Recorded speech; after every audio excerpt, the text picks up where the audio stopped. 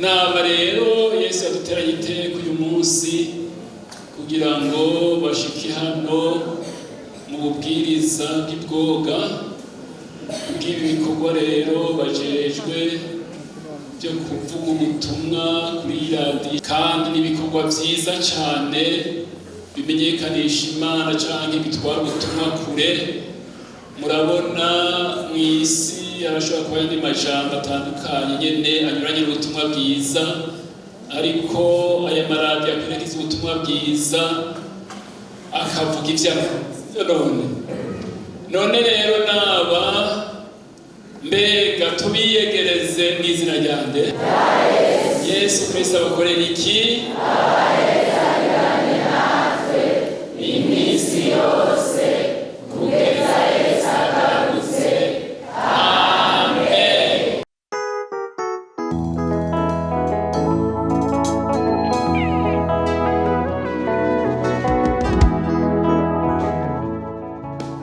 Imbere yaho twavuze iyi radiyo ntimusige nikora, hari aho twaba tubaterereza n'interano y'iradiyo. None rero twagomba uyu mwene data imbere yaho dushishikara ashike hano atubwire iyi radiyo n'ingene ikora, kandi aturamutse, sivyo none? Aturamukishe n'umurongo w'ijambo ry'Imana, sivyo none? Turamuhaye kaze. Yesu amuhezagire. Hagira umuntu ashima umunyacyubahiro,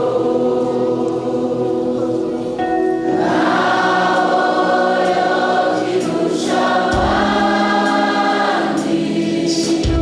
Yesu we n'abareta izina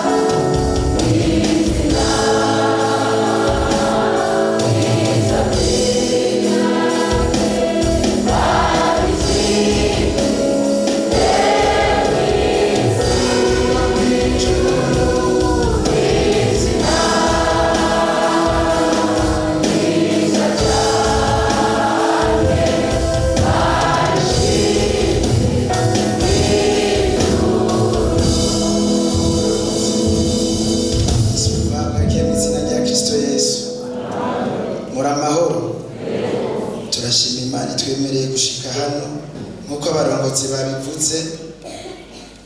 Iradiyo ubutumwa bw'amahoro ikorera hariya i Bujumbura, aho yatanguye mu 2014 biciye mu nama nkuru y'abungere, babona ko hojaho iradiyo ubutumwa bw'amahoro, aho dufise imihora ibiri, ico bita radio frequence yenyene bumviriza ku iradiyo, ariko kandi n'imbuga ngurukana bumenyi, haba YouTube haba na Facebook, kandi gushika ubu ubutumwa hose buravugwa.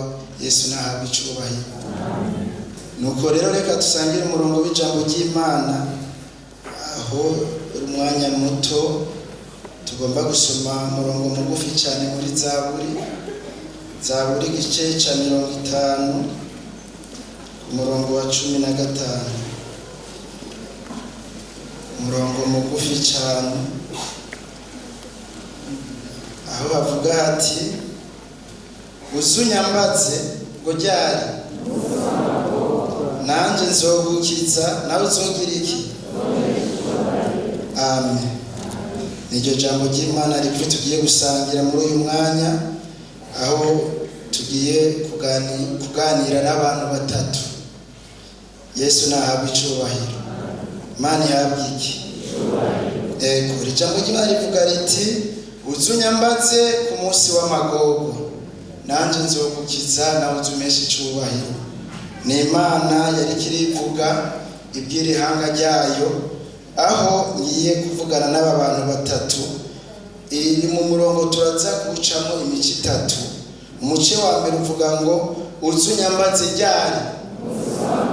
Ku munsi w'amagogo. Turumva mu ijambo ryo kwambaza, aho umuntu arinze yambaza aba ari mu bibazo, aho Bibiliya yaciye ibisobanura kugira ngo bidadanuke. Iravuga iti uzunyambaze ku munsi w'amagogo. Hariho abantu mw'ishengero batazi ibyo bariko barambaza. Yesu nadufashe. Iri jambo rero iriko ribwira abantu bari mu magogo. Amagogo ya mbere ari hano ku isi ku bantu b'Imana ni ibyaha. Niyo umuntu ari mu byaha, Bibiliya ivuga iti urambaza inde? Imana. Rero iri jambo n'uyu muce wa mbere navuze w'abantu batariko barambaza. Imana idufashe. Abari mu magogwa batariko barambaza. Mbega wewe uko wambaza nde? Iyo uri mu magogwa uca ubigenza gute? Imana yonyine irivugira iti uzunyambaze ku munsi w'amagogwa. Yesu nadufashe. Yesu nadufashe. Yesu nadufashe. Turi mu magogwa twambaza Imana. Abariko barambaza ibindi ibiteye agahinda ino minsi, hari byinshi cyane mu gihe cy'iherezo birateye ubwoba koko. Aho abantu basigaye bizera ibintazi, amangetegeti y'abadayimoni, hakaba n'abagenda ku bandi umengo n'abapfumu babarigata ku biganza n'ibindi. Yesu nadufashe. Aho ugiye kwambaza ibindi, ariko iri jambo rituzunyambaze ryari? Umunsi w'amagogwa twambaza Imana. Ijambo rigira kabiri uyu murongo nyene tubandanya, atutunyambaze ku munsi w'amagogwa, nanje nzogira gute? Imana ihabwe icyubahiro. Turafise isezerano ryo gukizwa n'Imana.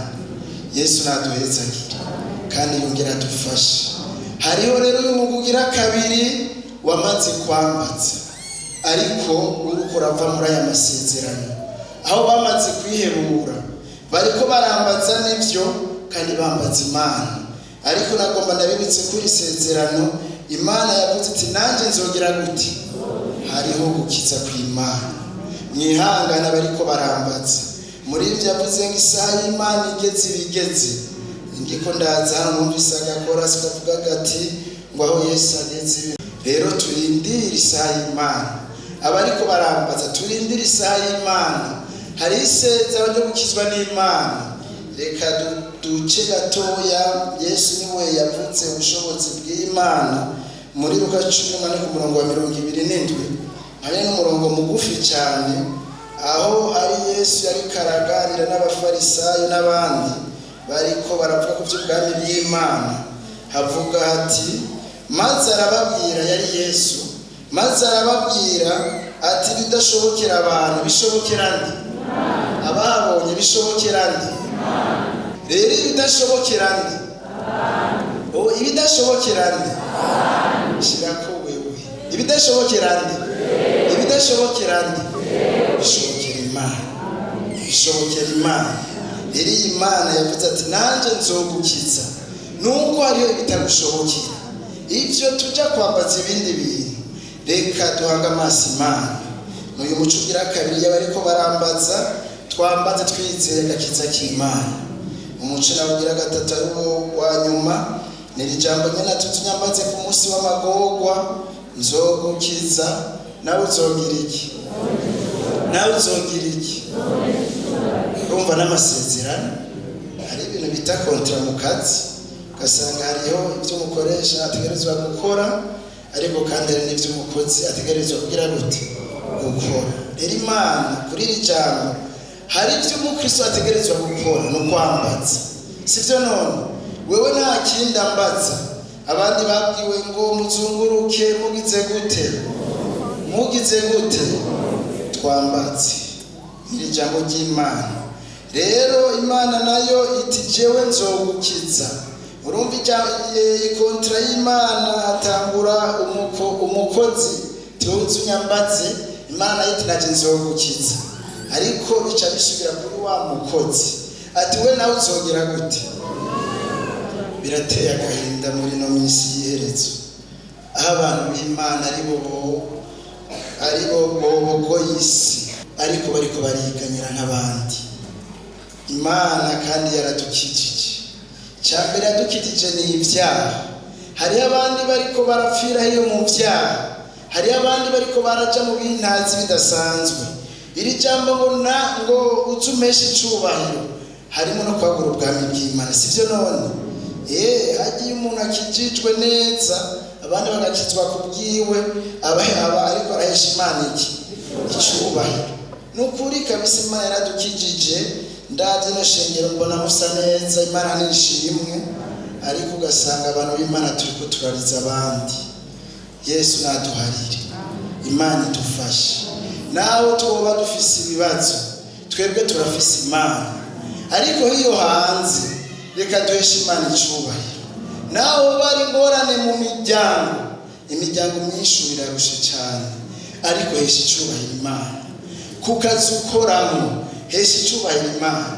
Siyano gusa mu ngoro y'Imana, saa gusa tubona dusayangana, weshe icubahiro Imana ni hariya hanze aho tumara umwanya munini. Reka duheshe Imana icubahiro. Niri jambo ry'Imana baryumvise Imana ibahezagire. Mana ugira neza, Mana uhambaye, turagushimiye kino gitondo cyiza cyane Mana uduhaye kuba hano.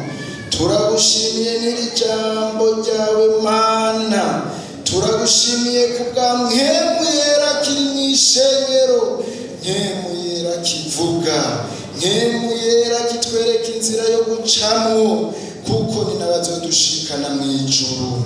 None Mana turakengurukiye kibirengeye kizima, iri jambo rigira ikimazi Mana mu mitima yacu, kumwe ryagira ikimazi muri Efeso, rigire Mana ikimazi riduhindure Mana. Abari mu bintazi ubaharire, n'abagiye mu bapfumu bakureyo mu izina rya Yesu kubwira ijambo ry'Imana, n'abatariko barambaza bambaza ibindi. Mana imbabazi zawe zitugaragare ko abantu baciye aho batari guca, ariko basubize ku murongo Mana. Abatariko baraguha icubahiro nabo, Mpwemu Yera adufashe dusubire inyuma kwiyumvira byo wagiye udukorera. Umuririmbyi nibarinze neza ngo muharure imigisha yanyu, ntimusige n'umwe muri yo. Ego Mana duharure imigisha yacu, amatuguhe icubahiro. Nivyo dusavye mwe turahura bishitsa mu izina rya Kristo Yesu. Amen.